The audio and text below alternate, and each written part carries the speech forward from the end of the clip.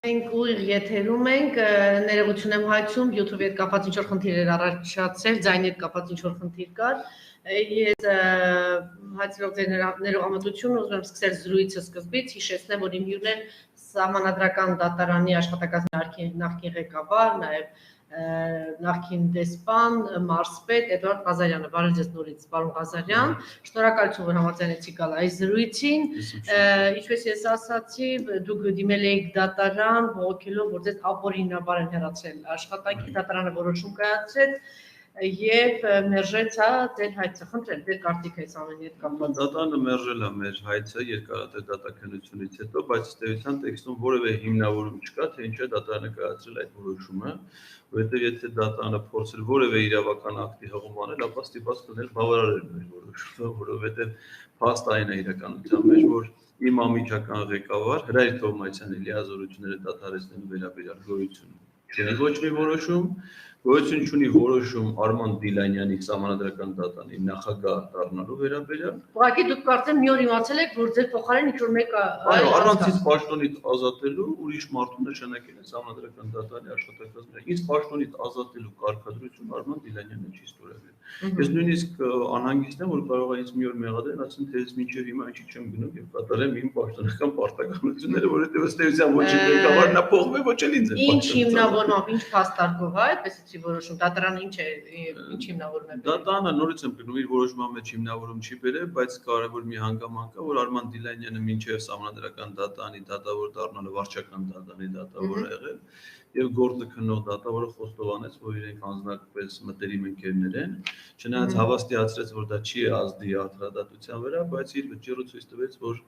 վճռի վրա հենց ազդել է միայն այդ գործոնը, որովհետեւ ոչ մի իրավական հանգամանք դատարանը ըստ էության չի քննարկել եւ հաշվի չի առել։ Ես վստահ եմ, որ այդ որոշումը ես շուտով անպայման հաղթել եմ։ Այսինքն դու բողոքարկելու եք։ Անպայման բողոքարկելու եմ, առաջիկայում սկզբից վերաքննիչ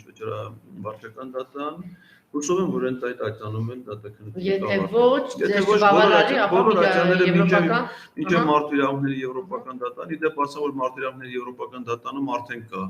նաև իմ գործի հանգամանքների հետ պայմանավորված դիմում, Սահմանադրական դատարանի նախագահ Հրայր Թովմասյանի եւ մյուս դատավորների դիմումը,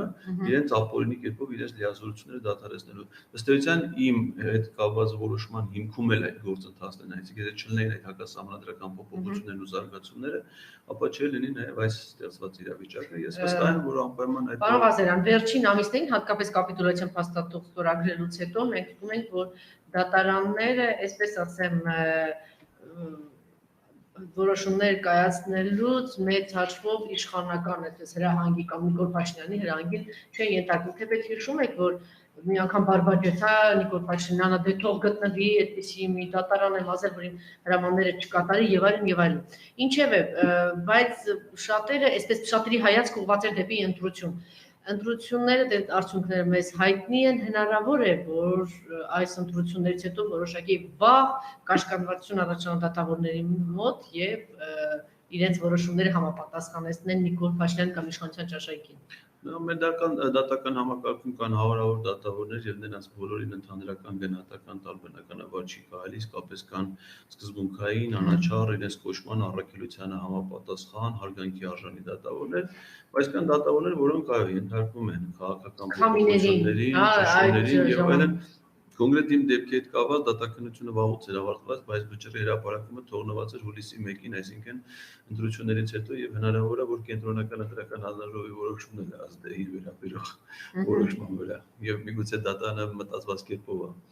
Շատ լավ։ Գանք օրվա կարևոր թեմաներից մեկին այն է, որ երեք չառաջորը հայտնի դարձավ, որ եւս 15 գերիներ վերադարձան հայրենիք, ինչի համար շնորհավորում ենք մեր հայրենակիցներին, գերիներին, հատկապես հարազատներին, բայց դուք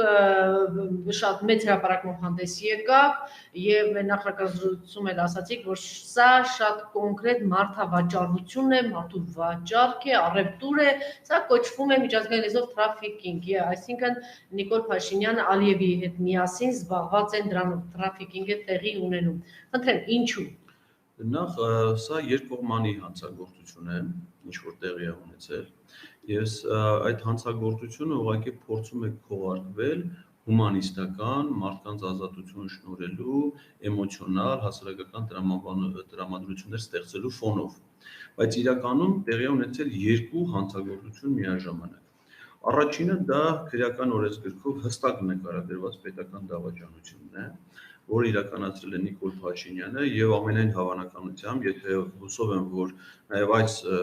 հարցազրույցը իրավապահ մարմինները կդիտեն որպես հաղորդում հանցագործության մասին, որը եւ հավանաբար դրանում ներգրավված են նաեւ մի շարք այլ բարձրաստիճան պաշտոնատար անձինք, որովհետեւ թշնամական երկրին փոխանցվել են պաշտոնապես պետական հույժ գաղտնիք հանդիսացող ռազմական բնույթի տեղեկություններ։ Տեսեք մի քանի օր առաջ ընդհանրեն ազգային անվտանգության ծառայությունը հրապարակեց մի հաղորդագրություն, որ կամավորական գումարտակի մի հրամանատար լուսանկարներ, չգիտեմ տեղեկությունները փոխանցել, եւ մարդուն դատում են ու ճիշտ են անում, որովհետեւ առհասարակ որևէ տեղեկություն ճշտամուն չի կարելի փոխանցել։ Բայց այս տեղեկությունները, որ համեմատում ենք մյուս տեղեկությունների հետ, սա ընդհանրապես մուլտֆիլմի սցենար է ընդհանրապես, որովհետեւ կոնկրետ ականապատ դաշտերի քարտեզները, որտեղ նշված է թե քանի ական է տեղադրված, որտեղ է տեղադրված, այդ տեղեկությունը պետական հույժ գաղտնի հանդիսացող տեղեկությունը վերցնել ու փոխանցել ճշնամուն, դա ուղղակի քրեական հանցագործություն է։ Գիտեք, ինֆորմացիա չկա, դա պայմանավորվել են ի սկզբանե կապիտուլյացիոն փաստաթուղթը ստորագրել։ Հիմա գանք դրան։ Հետագա։ Հիմա գանք դրան։ Սա մի կողմից, հիմա հանգամանքների մասին էլ կասեմ։ Իսկ երկրորդ կողմը հանցագործության դա իրականացրել է Ադրբեջանի նախագահը եւ Ադրբեջանի իշխանությունները, որոնք զբաղվել են մարդավաճառությամբ, տրաֆիկինգով, որովհետեւ եթե սա իրենք ներկայացնում են որպես գեյների վերադարձ, ապա պաշտոնական Բաքուն եւ Իլհամ Ալիևը եւ իրենց արտաքին գործերի նախարար Բայրամովը հայտարարել են, որ Ադրբեջանում ռազմագերիներ չկան, ռազմագերիների հարցը լուծված է, որ Ադրբեջանը բոլոր ռազմագերիներին մնացած հանձնել է, ինչ որ կան դրանք հանցագործներ են, որոնք պետք է իրենց բաներն ամուսնեն, ես իմ տեսակետները չեմ ասում, որոնք պետք է դատվեն, արդարադատության արժանան եւ այլն։ Այսինքն, եթե ռազմագերիների հարցը լուծված է, բայց դուք հիմա մարդ եք փոխանցում, ուրեմն պետք է հասկանանք ինչի համար եք, այսինքն խոսքը այդ դեպքում ըստ ադրբեջանական տեսակետի ոչ թե վերաբերում է ռազմագերուն, այլ կոնկրետ մարդուն։ Իսկ կոնկրետ մարդուն ինչ որ մի պայմանով, պատճառով հանձնել ինչ որ մի կողմի, ունենալ դրա համար շահադիտական, շահագրգիռ մոտիվներ, դա սովորական տրաֆիկինգ է, այսինքն իրենք մարդավաճառությամբ են զբաղվել։ Իսկ ինչ վերաբերվում է գերիներին, հիմա որպեսզի դա հանցագործություն չլիներ երկու կողմի համար, դա այն էր ինչ որ ամրագրված է նոյեմբերի 9-ի կապիտուլյացիոն հայտարարության մեջ։ Եվ թերևս այդ հայտարարության միակ պրո-հայկական քիչ թե շատ դրույթը, որ զուտ մարդկային հումանիստական իմաստով մեր շահերից ինչ որ ձևով բխում է, դա 8-րդ կետն է, որտեղ հստակ նշված է, որ տեղի է ունենում բոլոր տիպի ռազմագերիների, այլ պահվող անձանց եւ զոհվածների աճյունների փոխանակում։ Ընդ որում դա այն քիչ դրույթներից մեկն է այդ հայտարարության, որտեղ ժամկետ սահմանված չէ, իսկ եթե գրված է թե Աղդամից զորքերը երբ պիտի դուրս գան, հստակ ժամկետով, Քյալբաջարից երբ պիտի դուրս գան, Լաչինից երբ պիտի դուրս գան, հստակ ժամկետներով, սրա համար ժամկետ չկա, սա ժամկետ չլնելը ոչ թե նշանակում է, որ դա կարա լինի ամիսներ հետո, տարիներ հետո, այլ դա պետք է լինի անհապաղ, որովհետեւ դա վերաբերում է մարդուն, մարդու անվտանգությանը, արժանապատվությանը, կյանքին, առողջությանը։ Այսինքն դա պետք է վաղուց կատարված լինի։ Եվ ի դեպ ասեմ, որ հայկական կողմը իր այդ պարտավորությունը շատ վաղուց կատարել է։ Այսինքն այո, առաջին օրերից սկսած դեռ մինչև 2021 թվականը արդեն Հայաստանում ոչ մի ադրբեջանցի ռազմական ինչու է սա բացատրում, ինչու հայկական իշխանությունը սա միամտություն է, պայմանավորվածություն է, առևտուր է, չգիտեմ, ուզում հասկանալ ինչ է նշանակում։ Դու այնտեղ թողնում ես մի մաս ասում է 1000 գերի ունենք, 500 գերի, 600 գերի խոշտանգում են 19-ին, հետո 5-ին, սպանում են, հա, ասեք, այս ամեն ինչը ինչ ուզում անում են։ Այս ամեն ինչը հետո որ ես 1000 անգամ եմ ասել, էլի մառալի դեմքը բավական է, որ այս այլանդակությունները մեր իշխանության մասին եմ անում, հասկանանք թե ինչ են արել ընդհանրապես։ Ինչու է դեպքում, հա, ուզում եմ հասկանալ, ինչ է Հայաստանը հայտնվել է անիշխանության մեջ։ Այսօր մեր պետությունը ունի իշխանություն, որը զբաղվի իր ազգային պետական շահերով, իր քաղաքացիների իրավունքների պաշտպանությամբ։ Այնքան քաղաքացիների PR-ով է զբաղված։ Կարող ենք գոնե PR տեսանկյունից մի բան անել մեր հայրենակիցներին բերել։ Հիմա այդ եմ ասում, մեր հասարակությունը խմար դեբիլոիդ չգտնվեր, շուտ չստորագրեր դա։ Մեր հասարակությունն էլ այնքան միամիտ է գտնվում, որ այդ երևույթը խանդավառությամբ ընդունելով եւ իհարկե հումանիստական իմաստով Ցանկալի է ոչ դա մեր բոլորի ընդհանուր ցանկությունն է, որ ոչ միայն այս 15 հոգին, ոչ թե նախորդ 11 հոգին, այլ բոլորը, որոնց թիվը մենք նույնիսկ չգիտենք։ Բոլորը վերադառնան եւ դրանց վերադարձը ոչ թե պետք է լիներ նոյեմբերի 9-ի, հունվարի 11-ի եռակողմ հայտարարություններով չնախատեսված Ադրբեջանի կողմից նոր պահանջների առաջադրման, այդ պահանջների կատարման դիմաց, այլ դա նոյեմբերի 8-ին արդեն 9-ին ստորագրված հայտարարության պահանջ է, որը պետք է վաղուց կատարվեր եւ հայկական կողմը վաղուց դա կատարել է, ավելին է կատարել։ Հայկական կողմը Ադրբեջանին փոխանցել է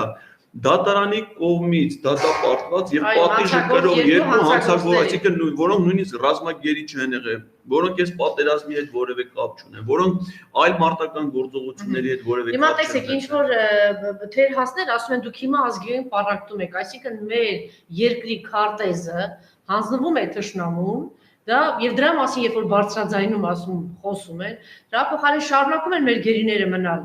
Ադրբեջանում, այսպես բան ձևով, սա ձեռարներուն չհեգնելու պես բան է, ասենք 15, 10, ինչ որ sense գերիներ են տալի, շարունակում են այդպես 500, չգիտեմ, գուցե նաեւ 1000, որտեղ Տիկին Զորաբյանն ասեց 1000 գերու մասին է խոսքը, ոչ թե 200-300, այդպես։ Ու ունենք մենք այսպիսի իրավիճակ, ես ուզում եմ հասկանալ վախն է, թե իսկապես Նիկոլ Փաշինյանը ինչ որ բան է խոստացել, թե իսկապես ինչ որ բան կա, որ նա հանրայնացնի հրապարակի սա, գուցե Ալիևը բան ունի ասելու հրապարակային, դրանից է վախենում։ Ինչ կա այստեղ։ Իմ կարծիքով տեղի ունենում պետական դավաճանություն հետևյալ ձևով, այսինքն ըստ էության այդ մարդկանց վերադարձը ուղղակի քողարկող ֆոնն է։ Իրականում տեղի է ունենում հայկական կողմից հույժ կարևոր եւ Ադրբեջանի համար կենսական նշանակություն ունեցող տեղեկությունների փոխանցումը դաշնամուն եւ այդ հանցանքը քողարկելու համար նաեւ մի քանի մարդ են վերում Հայաստան, որպեսզի դրանով դա քողարկեն, որովհետեւ ըստ էության եթե այդ քարտեզները Ադրբեջանին հասանելի չլինեն, Ադրբեջանը այդ տարածքները ֆիզիկապես չի կարող օգտագործել, այսինքն հաշվեք թե մենք այդ տարածքները դեռ իրենց չենք տվել։ Որտեւ եթե իրանք այդ տարածքները իրենց տնօրինության տակ բայց չեն կարողանում փաստացի տնօրինել եւ էքսպերտային գնահատումներով պարզվում է որ դա տնօրինելու համար պետք են տասնյակ տարիներ եւ միլիոնավոր նույնիսկ միլիարդավոր դոլարներով միջոցներ այդ ընթացքում ակնհայտ է որ ականի վրա պայթելու են հարյուրավոր մարդկային զոհեր իրենք ունենալու նշանակում է չեն օգտագործելու այդ տարածքները այսինքն ինչա տեղ ունեցել Նիկոլ Փաշինյանը սկզբից պատերազմ հրահարելու միջոցով պատերազմի ձևակերպման տարածքները հանձնեց թշնամուն հիմա այս ստեղծում է բոլոր հնարավոր նախադրյալները թշնամու կողմից այդ տարածքները լիարժեք օգտագործելու համար ու դրան քողարկելու համար ստեղծել են մի հատ նոր պայման, որը մինչ այդ նորից են գտնում ոչ նոյեմբերի 9-ի հայտարարության մեջ ա եղել եռակողմ, ոչ հունվարի 11-ի եռակողմ հայտարարության, նոր պայման են դնում եւ այդ պայմանի դիմաց նա թշնամուն փոխանցում է տեղեկություններ, որոնք ուրիշ ոչ մի իմաստով Նրա իրենց համար հասանելի չէ լինելու։ Իդեպ ասեմ ձեզ, որ պատերազմից հետո հետ պատերազմյան Ադրբեջանի դիվանագիտության առանցքային առաջնահերթ խնդիրը եղել է ականապատ տարածքների քարտեզները։ Հետևեք արտաքին գործերի նախարարի հայտարարություններին Ադրբեջանի պատերազմից հետո։ Նա դիմել է եւ եվրոպական կառույցներին, եւ Միավորված ազգերի կազմակերպությանը, եւ ՄԱԿ-ի Անվտանգության խորհրդի երկրների ղեկավարներին, Ադրբեջան այցելած բոլոր պատվիրակությունների ղեկավարներին, բոլորի առաջ նրանք այդ հարցը բարձրացրել են, որպեսզի նրանք միջազգային կազմակերպություններն ու երկրները օգնեն Հայաստանի վրա ճնշումներ գործադրեն, որպեսզի իրանք ձեռք բերեն ականապատ տարածքները։ Սա ադրբեջանական դիվանագիտության ձեռքբերումներ, հաջողություններ, որը իրենք կարող էին հասնել միայն ու միայն այն դեպքում Երբ որ Հայաստանում ղեկավարում է հայ ժողովրդի ամենամեծ թշնամի եւ ամենամեծ մենք հիշում ենք տոնախմբություններ Ադրբեջանում Նիկոլ Փաշինյանի վերընտրվելուց հետո ուղղակի տոնախմբություններ Ադրբեջանում Ադրբեջանը գնում իր քայլերի իրականացմանը Սկզբից երբ որ մեր այդ նույն քաղաքացիներն ովքեր հիմա գերությունից վերադարձել են դատախազը նրանց համար առաջարկել էր 14-ից մինչև 20 տարվա ազատազրկում բայց երբ որ արդեն պայմանավորվածությունները քաղաքական ձեռք բերվեցին իսկ կյանքը ցույց է տվել եւ արդեն հավաստիացումներ կան, որ այս հարցերում Նիկոլ Փաշինյանը ուղիղ բանակցում է Իլհամ Ալիևի հետ։ Այսինքն այստեղ արտգործ նախարարությունը գոյություն չունի, այդ նախարարի հրաժարականը, փոխնախարարների հրաժարականը ցույց տվեցին, որ հայկական դիվանագիտություն որպես այդպեսին այդ գործընթացին չի մասնակցում։ Կա ուղիղ պայմանավորվածություն Նիկոլ Փաշինյանի եւ Իլհամ Ալիևի միջեւ։ Եվ որ պահին, որ այդ պայմանավորվածությունը կայացավ, ինչն է հատկապես դա հուշում, որ այս հատկապես երկուսով են, հա, դե ինքն էլ չէ ասել, որ ինքը բանակցում է, որ ինքը կստորագրի, արտգործնախարարությունը ասել է, որ իրանք տեղյակ չեն այդ փաստաթղթերի մասին, դրանից լավ ապացույց էլ որտեղ լինի։ Որ պահին, որ ինքը Ադրբեջանի նախագահի հետ ունեցել է վերջնական պայմանավորվածություն, Ադրբեջանի դատանը որոշում կայացրեց, նայեք, ընդամենը 4 ամիս, այսինքն 4 ամսվա դատապարտեցին, որովհետև նրանք արդեն 4 ամիս բանտում էին, որպեսզի դատավճռից հետո ազատ արձակվեն։ Իրանք նույնիսկ իրենց իրավական համակարգն են հարգում, կայացնում են օրինական որոշումներ, բայց ամեն ինչը հստակ ղեկավարվող եւ այդ պետությունը իր արժե դրված խնդիրները սահուն կերպով լուծում է։ Իսկ ինչ է կարծում, այս պայմանավորվածությունը ձեռք է բերվել հենց նոյեմբերի այդ կապիտուլյացիոն փաստաթուղթը ստորագրելուց հետո, որ այսպես մեծ դանդա, հա, պիտի գնանք, հետո սա, չեմ կարող ասել, պայմանավորվել։ Օրինակ կյանքը ցույց է տվել տարբեր հայտարարություններ, որ Ալիևը օգտվելով Հայաստանի այս անօգնական վիճակից, որ Հայաստանում փաստացի անիշխանությունը եւ երկիրը ղեկավարում է մի տգետ խեղկատակ, նա օգտվելով այս իրավիճակից նոր պահանջներ է դնում ընթացս։ Տեսեք, ասենք օրինակ Շուշին թշնամուն հանձնելու հարցը, չէ։ Դա հարց է, որը Վլադիմիր Պուտինն էլ ընդունեց, հայտարարեց, որ այդ հարցը առաջացել է պատերազմի ընթացքում։ Ռազմական գործողությունների կեսից հետո նոր Ադրբեջանի մոտ հարց առաջացել հասնելու Շուշի, նոր քննարկվել է, որ Շուշիում կա միայն Ադրբեջանի խաղաղ բնակիչներ, դրան էլ հայկական կողմը չի համաձայնվել, եւ Շուշին հանձնել են նաեւ ըստ Ադրբեջանի պաշտպանության նախարարության տվյալներին առանց գործողություններ։ Ադրբեջանի պաշտպանության նախարարը հայտարարեց, որ զրահատեխնիկա Շուշի չի մտել, վատ եղանակի պայմաններով անօթաչու թռչող սարքեր չեն օգտագործել եւ միայն հետեւակի միջոցներով կարողացել մտնել։ Մենք մենք ասում ենք պայմանավորվել են Ալիևն ու Նիկոլը, բայց մյուս կողմից է ավարտել այդ նույն թեմայով։ Կամ ասենք օրինակ, այսպես ադրբեջանական տերմիններով Զանգեզուրի միջանց կամ Հայաստանի տարածքով Ադրբեջանի արևմտյան շրջանում։ Հիմա ասում եմ մոռացեք Ղարաբաղը ընդհանրապես վիշապատարած բանակցային գործընթացում նման հարց չի քննարկվել ընդհանրապես։ Եվ սա ոչ միայն դա ստորագրել է, հետո էլ ասում եմ մեղրի չեմ գրել, ավելի լավ էր գրեիր մեղրի իմանայինք մենակ մեղրին է դու գրել ես Ադրբեջանի արևմտյան շրջանները Նախիջևանի հետ կապող ենթակառուցվածքներ, որը նշանակում է եւ Վայոց ձոր, եւ Գորիս, եւ Սիսիան, եւ Մեղրի, ու դա ամեն ինչը ստորագրել ես դու։ Ու դա հարց է, որը ընդհանրապես բանակցային որևէ փաստաթղթում որևէ ժամանակաշրջանում չի քննարկվել։ Հիմա նույնը սա է, այսինքն Ադրբեջանը տեսնում է, որ անօգնական վիճակը Հայաստանում անտեր վիճակը շարունակվում է, ասում է, գիտես ինչ, հիմա էլ դու ինձ տուր ականապատ Լավ, տվել է հիմա, մի ամիս առաջ տվեց, հիմա թե թող բոլոր գերիներին տա, այսինքն այս ինչ խեղկատակություն է, այսինքն նույն կերպ շարունակում է, ինչ է, սա նշանակում է, որ այս քարտեզներով չի բավարարվելու, այլ պահանջ է դնելու, այս խեղկատակի Ադրբեջանի իշխանությունները աշխատում են ամենավերին աստիճանի կազմակերպված եւ պլանավորված ձևով։ Տեսեք, նրանք մի օգնեցին Նիկոլ Փաշինյանին քարոզարշավի ժամանակ, շատ լավ հասկանալով, թե ինչ օգուտ կարա տա քաղաքականապես քարոզարշավի օրերին մի քանի գերիների տրամադրել, ընդ որում տրամադրեցին էլի քարտեզների դիմաց։ Տրամադրեցին վերջին օրերին Հայաստանից գերեվարված մեր զինվորներին եւ տրամադրեցին նպաստելով Նիկոլ Փաշինյանի PR-ին, որպեսզի նա ընտրություններում դա օգտագործի եւ հաջողություն ունենա։ Չնայած Նիկոլ Փաշինյանը հայտարարեց, որ ինքը պատրաստ է իր որդուն տրամադրի գերիների վերադարձի դիմաց, բայց փաստը մնում է այն, որ իր որդին շարունակում է ապրել կառավարական համառանոցում Շապակիրակերսևանի հանգստյան տանը, այնտեղ առանձնատան անցկացնել։ Ու բոլոր կառավարական համառանոցներում շարունակում ապրել, մեր քարտեզները հանձնում են թշնամուն, գերիների մեծ մասը դեռևս մնում են թշնամու տիրապետության տակ։ Նաև այստեղ մի հատ երկու կարևոր հանգամանք կառավարության այդ երեկվա հայտարարության մեջ։ Նախ Հայաստանի կառավարությունը տարածքների տեղանունները նշելուց օգտագործում ադրբեջանական անվանումներ։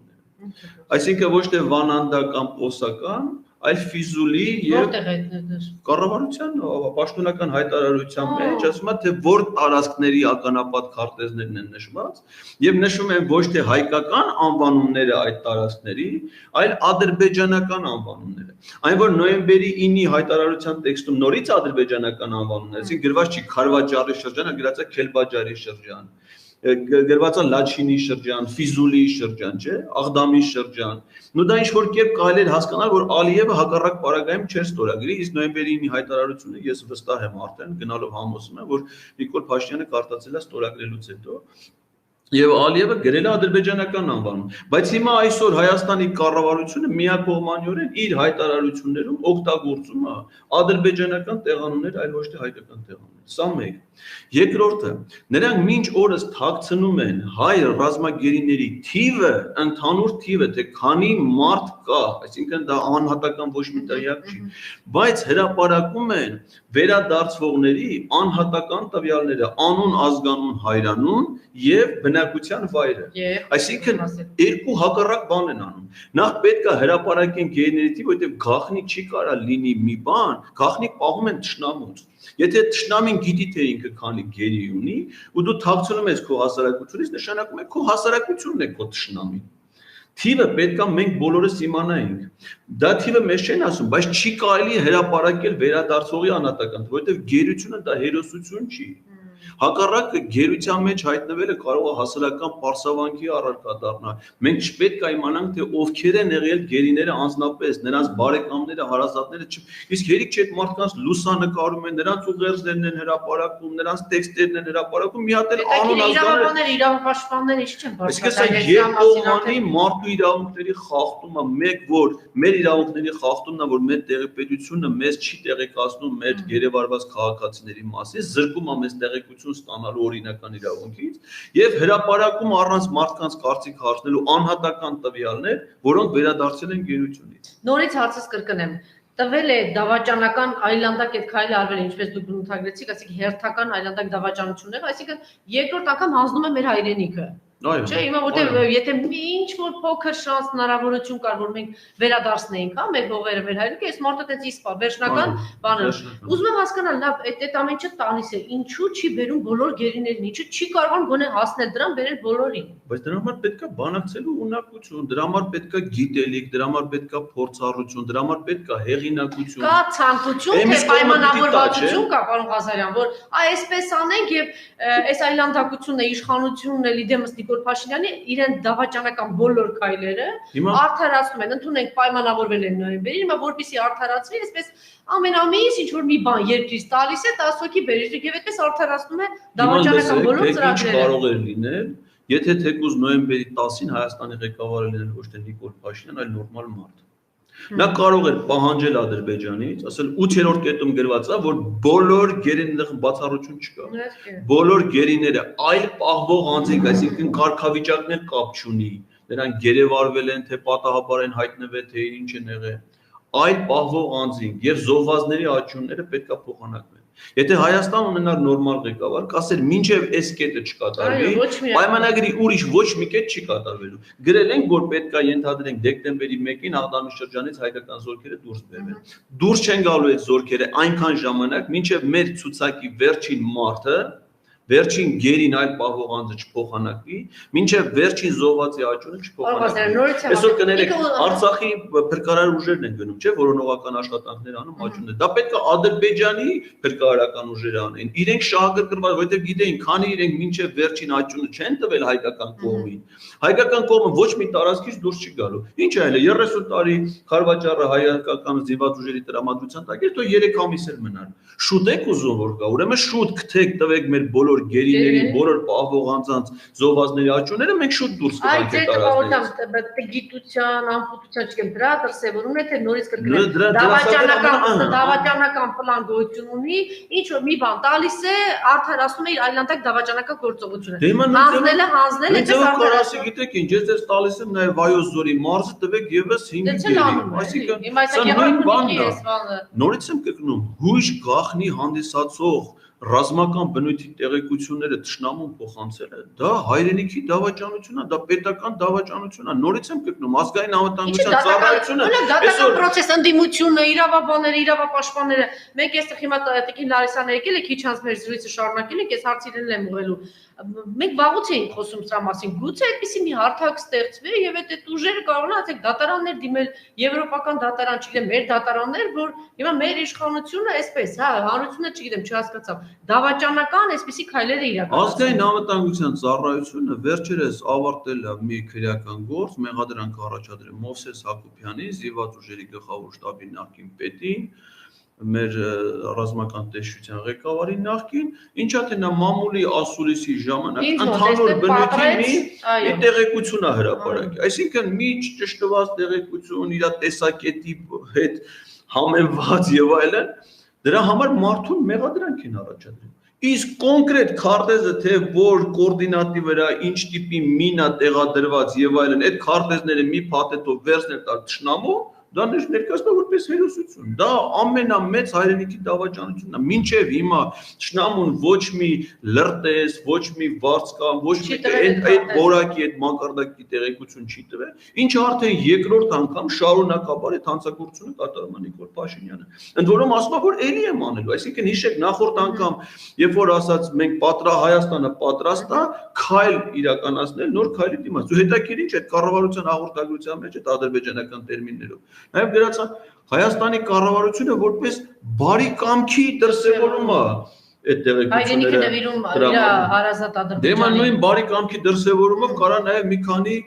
գրադ նվիրի, բանը Իսկանդեր համակարգերը նվիրեն, մի 1000 զինվոր բարի կամքի նորից ինչ է եղել, այսինքն ինչ տարբերություն դու զինվորին ֆիզիկապես ես փոխանցում Թե զինվորին դնում ես ավելի խոցելի անվտանգային համակարգի մեջ, երբ որ նրա կյանքը ծառայությունը ամեն պահի դառնում է ավելի վտանգավոր։ Երբ որ նրանք մտան մեր սահմանները խախտեցին եւ չգերեվարվեցին, այդտեղ արդեն պարզ է որ պայմանավորվածությունն է շարունակվում։ Նույնիսկ տեղեկություններ կա, որ մի քանիսին գերեվարել են հետ են տվել։ Մենք գերեվարել դե այդ այնագրությունը մոռացաք որ Նիկոլ Փաշինյանը ասում է ուզում եք գերեվեսը չէ ասում է այդպիսի բան չանեք իր հարազատ ադրբեջանցիներին հանկարծ բան չանեք ձեռ չտակ իդեպ այդ պատմությունը Տիկին Լարիսան ավելի ճիշտ եւ լավ կպատմի ես չեմ հիշում Տիկին Լարիսա 92-3 թվական երբ է եղել Սամվել Բաբայանի գերեվարությունը գերի են վերցրել չէ ադրբեջանցիները 2 թե 3 թվականին թե դուք 90 թվականին Սամվել Բաբայանին գերի են վերցրել այն ժամանակ Ռոբերտ Քոչարյանը կոմիտեի ղեկավար է եղել եւ այս կողմից էլ գերի են վերցրել դատախազի որդու, չէ՞, դատախազի թե դատախազի որդու եւ ստիպված են եղել փոխանակել։ Հիմա մենք էլ ինչպեսի հնարավորություն ունենք Սամվել Բաբայանը մեծաբերան ամբողջ օրը չգիտեմ ինչեր է խոսում։ Պես մենակ այս գերիների հարցը լավ իր օրինակով Ձեր ասածը սրա հետ համադրելի չի միայն այն իմաստով, ավելի միայն, որ հիմա կա նոյեմբերի 9-ի հայտարարություն, որտեղ պարտավորություն է վերցրել Ադրբեջանը նաև, որ պետք է իրականացնի բոլոր գերիների եւ այլ պահվող անձանց այսինքն այն ինչ որ տեղի է ունենում Դա լավագույն դեպքում Ադրբեջանի պարտավորության կատարումն է, բայց նորից եմ ասում, տվյալ պարագայում նաև Ադրբեջանը դա չի կարող, որտեղ Ադրբեջանն ասել է ես գերի չունեմ, այդ խնդիրը ինձ համար լուծված է, պաշտոնապես հայտարարել են եւ նախագահ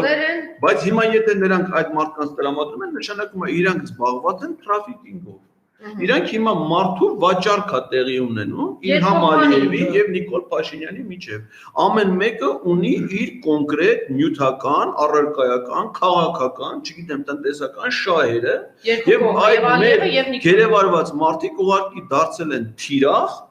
երկու միջազգային հանցագործների մարդկանց առևտրի եւ այս կողմից նաեւ հայրենիքի պետության դավաճանության։ Շատ լավ, երկու հարց շատ կարճ, որտեղ Տիկին Լարիսա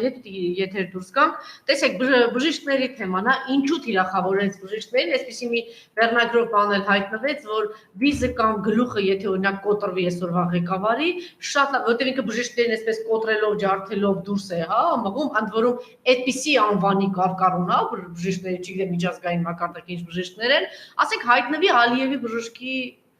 ձեռքը էլի, հենց Նիկոլ Փաշինյանը օրինակ, ինչու թիրախավորես բժիշկներին այդպես թիրախավորելով ինչ է ուզում ասել։ Ընդհանրապես այդ համակարգն է ուզում ոչնչացնել, վախեցնում է բոլորին, որ հանկարծ տեսեք չհամարձակել բժիշկներին ինչ։ Դե որ սրբապիղծ է պարզ է, բայց ինչու հատկապես հենց բան բժիշկներին։ Ես չեմ կարծում, որ արդար կլներ, որ բժիշկները բացառություն լինեին, որովհետև նա թիրախավորել է բոլոր ինստիտուցիոնալ կառույցները եւ բոլոր այն մարդկանց, ովքեր մեր պետության, մեր հասարակության, կայունության, զարգացման գործում դերակատարություն են։ Նրա թիրախում են հոգեվորականները, նրա թիրախում են պրոֆեսիոնալ զինվորականները, նրա թիրախում են բոլոր գիտնականները, նրա թիրախում են բոլոր համայնքների ընտրված ղեկավարները։ Տեսեք, ես հիմա առաջիկայում մի գրառում եմ պատրաստում անել Արագածոտնի մարզի 4 եզդիական համայնքի ղեկավարներից մարզպետը պահանջել է, որ նրանք հրաժարականի թողնեն։ Սա ուղիղ հարձակում է ժողովրդավարական արժեքների վրա։ Հայաստանը եվրոպական պետություն է, այսում ձեռն ենք մենք ընկել։ Մարզպետի պահանջով համայնքի ղեկավարի պաշտոնակության ինստիտուտը վերացել է սահմանադրությունից 2005 թվականից, իսկ 2000 թվականից պրակտիկայից ընդհանրապես մարզպետի առաջարկությամբ համայնքի ղեկավար Հայաստանում 2000 թվականից պաշտոնանկ չի արվում։ Սա նաև ուղիղ հարձակում ազգային փոքրամասնության վրա։ Հայաստանը, որտեղ շատ քիչ թվով ազգային փոքրամասնություններ են ապրում, եւ միշտ եվրոպական համայնքում, եվրոպական երկրների շարքում առանձնացել է որպես այդ ազգային փոքրամասնությունների իրավունքների, նրանց լեզվի, մշակույթի, պաշտպանության ջատագով երկիր, այսօր ուղիղ թիրախավորում է կոնկրետ առավելապես ազգային փոքրամասնություններով բնակեցված համայնքներին եւ դրանց ղեկավարներին։ Այսինքն սա կրկնակի հանցագործություն է, կրկնակի հարձակում է եւ տեղական ժողովրդավարության վրա եւ ազգային փոքրամասնությունների իրավունքի վրա։ Այսինքն նրանք թիրախավորում են բոլորը եւ ասենք չի պիտի բժիշկները շատ լավ եւ նաեւ Խաչատուրովին մենք գիտենք երևի շատերն ասում են հիմա պատրաստում են 5 գյուղերն էլ, հա, հանձնել, զինվորականների մեջ երևի կգտնեն 1-2-ը, որ պիտի դիմադրեն, փորձում է, հա, նրանցից էլ ազատվել։ Ես ասել եմ, որ ապրիլի 25-ին զինված ուժերի գլխավոր շտաբի ստորագրած հայտարարությամբ բոլոր զինվորականներն էլ Եսա իր իշխանություն ամրապնդելուց հետո ժամանակի ընթացքում պաշտոնանկ են մեղքը բարդը ինչի որտեղից կադրերն են, ասենք հիմա իրա ցուցակում մի հատ բուժքույր իրա գրել, մի հատ հավաքարարի անունագրել, հասկացանք, հավաքարար բուժքույր չգիտեմ ինչի տանում ես խորհրդարան, բայց այդ սպա որտեղից է գտել։ Հիմա կառավարության կազմաբանում մարդ չունի, ոչ պրոֆեսիոնալներ են, ոչ մասնագետներ ունի, ոչ կադրեր ունի, ոչ մի բան չունի, փողոցից հա բերելու։ Բայց իրա ինչի Բանակը ավելորդ գլխացավանք, ավելորդ պրոբլեմներ է ստեղծում։ Հիմա ասենք թե պարզ է, չէ, որ ես վստահ եմ, որ եթե քրեական գործը հարուցվի հանգամանքներ ուսումնասիրեն, կարող է պարզել, որ զինված ուժերի գլխավոր շտաբում ոչ բոլորն են սիրահոժարը գտնվել այդ քարտեզները տրամադրելու հարցում, կարող է նաև փորձել դիմադրություն։ Այդ մարդիկ ավելորդ գլխացավանք են ստեղծում իր համար իր ապազգային դավաճանական ծրագրերը իրագործելու եւ մեր պետությունը վերջնական։ Եվ վերջին հարցընտրությունները կայացան, հիմա ասում են դիմել է սահմանադրական դատարան, բազմաթիվ խախտումներ են եղել, լավ, չգիտեմ, կես միլիոն ձայն է հավաքել, 600,000 ձայն է հավաքել, ընդունենք 200,000 ձայն էլ կեղծել է Նիկոլ Փաշինյանը, վերցրել է Հայաստան դաշինքից կամ մյուսներից, բայց այնուամենայնիվ մենք ունենք 400,000 ընտրող, որ գնացին եւ այս կապիտուլյանտ, որ շարունակում է երկիրը հանձնել, այս որակին ընտրեցին, որն է լինելու ընդդիմության հաջորդ քայլերը, ինչպես եք դա տեսնում։ Ես ընդդիմության գործողությունների հետ չեմ առնչվում, չեմ կարող նրանց որը պետք է լինի, դուք միտից անձնավորի Ես ակնկալիք ունեք, ես բոլոր ոչ միայն քաղաքական ուժերից, այլ մեր ողջ հասարակությունից ակնկալում եմ, որ մենք պետք է ցուցաբերենք համախմբվածություն, ինքնակազմակերպվածության մի աստիճան, որ րոպե առաջ